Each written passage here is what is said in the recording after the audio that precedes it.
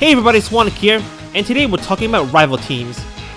Rivals are one of the most pivotal parts of the story of Pokemon. They have the same goals as you, and are determined to make sure that they reach the Pokemon League before you. They will make sure that the teams are the strongest to not only become the very best like no one ever was, but to match up and surpass you. But unfortunately, there are some rival teams that are so terrible that, can you even call them your rival? Just a slightly stronger youngster Joey? Today I will take a look at rival teams that I think are terrible and make them stronger so they can finally be your equal. The first rival we'll take a look at is Silver. One of the many gripes I have with this team is the fact that he doesn't evolve his Sneasel and Magneton in the final battle. I mean, if you rematch the gym leaders, they have Pokemon that can't be found in Kanto or Johto. Price has an Abomasnow, Blue has a Rhyperior, Faulkner has a Staraptor, Jasmine has a Metagross, Bronzong, Empoleon, and Magnezone. So what's Silver's excuse for not having a Sinnoh Pokemon? It's such a missed opportunity. Not to mention half of Silver's team is glass cannons. These guys cannot take a hit. I can beat up half his team just by breathing on them. And last but not least, since he is a Johto rival, why is the majority of his team Cantonian? Silver needs more Johto representation. I get that Giovanni is his father, so that basically confirms that he's born in Kanto, but he's been spending most of his time in Johto. How has he not found any Johtonian Pokemon yet? Kaylin is in Elite 4 in Unova, who is originally from Sinnoh, but none of her Pokemon are Sinnohian. If I were to design Silver's team, I would have given him a Weavile, Magnezone, Ursaring like the one that he has in the Adventures manga, Crobat, Alakazam, and his starters, Feraligatr, Typhlosion, and Meganium. I had to get rid of his Gengar. Not a good idea to have 2 poison types and 3 glass cannons. Oh, and don't tell me, you should have evolved his Ursaring. You didn't like it when he didn't evolve his Sneasel and Magneton, so what's your excuse? I don't know. Maybe it's because Ursaloonas are extinct in modern times? Where would he get a Peep block in this day and age? Well, unless he time travels in the Alexi Forest. But there's no way Celebi would approach this edgelord. Would it? Next up is May and Brandon. Since I'm a guy, my rival is May, so that's who I'll throw the Hoenn rival to. May wants to be a strong trainer, but after losing to you in Lily Coast City, she realizes that maybe being a Pokemon trainer just isn't her thing. She instead decides to fill out the Pokédex to help her dad's research. But this is her final team. This is upsettingly puny. Her Emerald team isn't any better. Why does your team always have 2 water types and 2 grass types no matter what starter you choose? If she's gonna have a career change, at least give her a good send-off. Send her off with a bang. Or Ass did. Kinda. I think it's cool that she has a Mega Evolution, but at least give her a full team. This is what I would do if I were to decide her team. Swallow, Claydol, and Exploud, like she has in her multi-battle team in the Battle Mason. If she started with a Blaziken, I'd give her a Breloom and Crawdaunt. If she started with a Sceptile, she'd get a Crawdaunt and Cramorant. If she started with a Swampert, she would have a Cramorant and Breloom.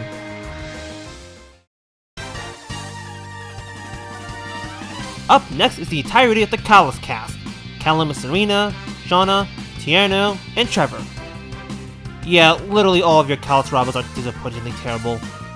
Let's start with your main rivals, Callum and Serena. This is her team? Really?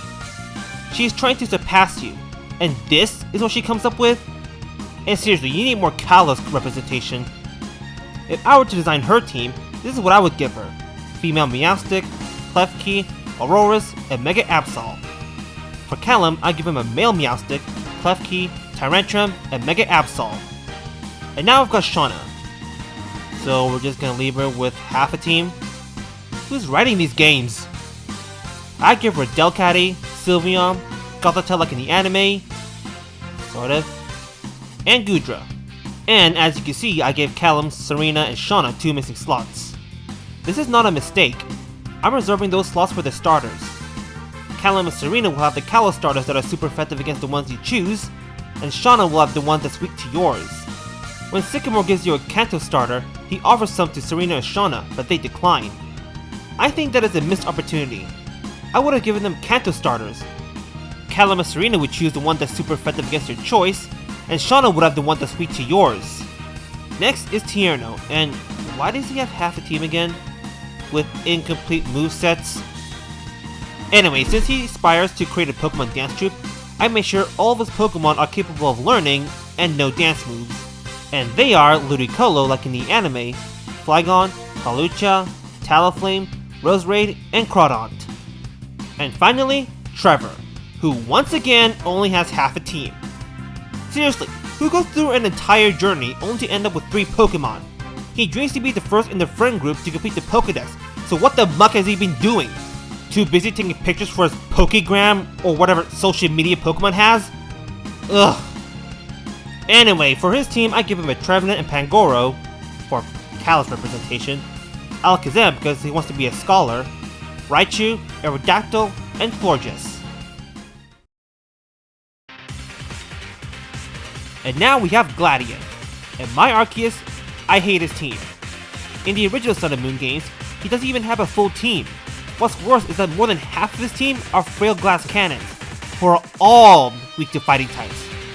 His Ultra team isn't any better, besides finally having a full team of 6. I can basically sweep half his team with a single fighting type, like, I don't know, Komo-o, the worst pseudo-legendary of all time? Sure, you got a Crobat, but you send that out first. We'll beat it, and now you have no defense against fighting types. I can design a better team, and this is it. Crobat, Porygon Z, Espeon because Gladion has an evolution in the anime, plus more fighting type coverage, and a Crocodile because it's better than a Zoroark, plus Crocodile's edgy design fits well with Gladion's edgy character. And of course, depending on your starter, Venusaur and Fire type Savali, Blastoise and Grass type Savali, and Charizard and Water type Savali. Next is Bede. Like everyone in Galar, no one ever uses a full team of 6. For his team, I give him a Mawile, Whimsicott, Sylveon, Gardevoir, Rapidash, and Gigantamax Hatterene. Now it's Marnie's turn. After beating the main campaign, she accepts Pierre's offer to take over the Spikemuth gym as a Dark-type specialist. So why does she have a Toxicroak? Is it for fairy coverage? You know, Dark and Poison types exist. One of them is Drapion. You also could use a Mandibuzz for fighting type coverage.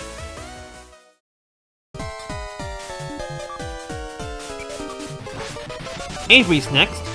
If I were to design this team, I would give him an Indeedee, Swoobat, Starmie, Gallade, Alakazam, and Dynamax Galarian Slowking.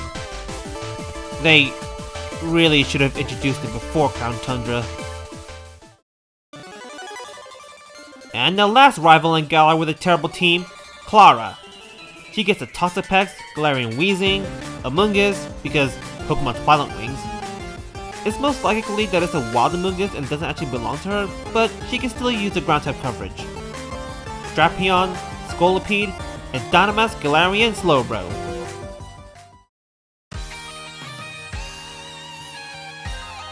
And finally, we reach the 9th generation, and we're starting off with Nemona. Look, I wouldn't call Nemona's team terrible, more mediocre.